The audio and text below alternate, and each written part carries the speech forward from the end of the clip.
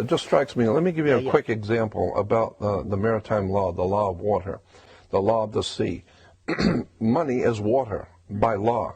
So when a ship, this is why all ships are female by law. All ships, rocket ship, sailing ship, air ship, it doesn't matter. If it's a ship, it's female. Right. Because the captain always refers to his ship as she. Right. She's a good ship, or she's done this.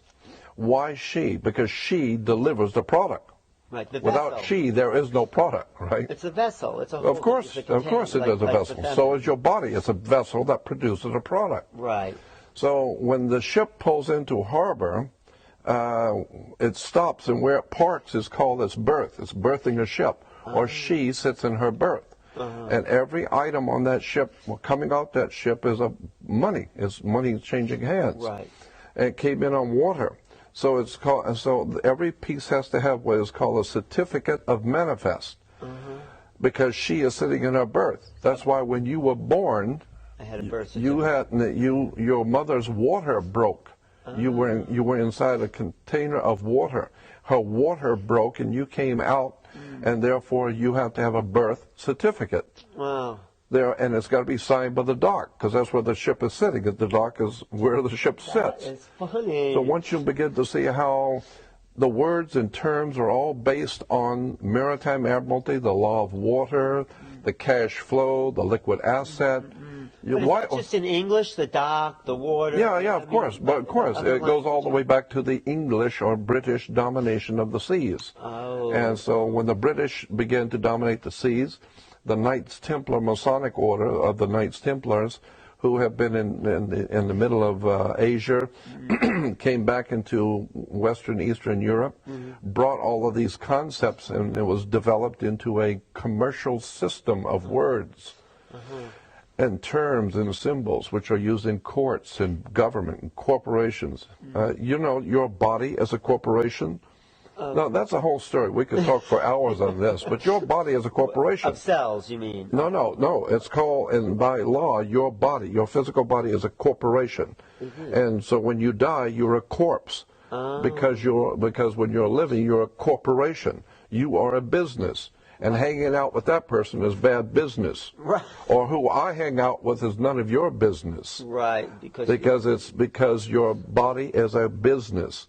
Wow. And so you say, well, you know, what you're doing with her or him is bad business. Right. But, of course, if you get married and she's very wealthy, you say she's of good stock. Right? Words and terms are based on maritime admiralty, the law of water. And so that's why when you go into a court, you have a fence and a gate. The people sit out here and the judge sits inside.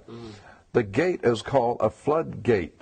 When you go through the canal, you have a floodgate. Right. So when you're sitting out here, you're in the law of the land. The judge has no control or no jurisdiction over the people sitting out here. No jurisdiction whatsoever. Right, because they're outside the gate. That's outside the gate. Right. That's on land. Right. But when you walk past that gate, now you're in hot water. And someone's going to have to bail you out. Bail, yeah. Okay. Bail. Did you write a book about all these men? No. I've just been studying it for 48 years. Wow. But it's fascinating because when you understand that the whole subject is so large, and it would take hours and I'd have to go back to square one and walk through all the words and terms that are used in law and courts and commerce. Yeah. For you to understand how pervasive this concept of water is on the earth.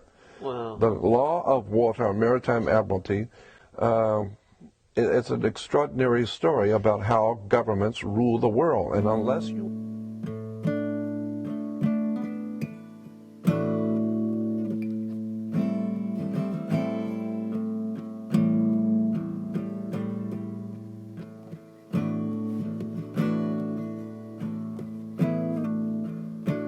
You hear that noise? I'm gonna catch that.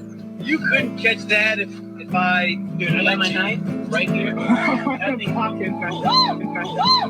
thing.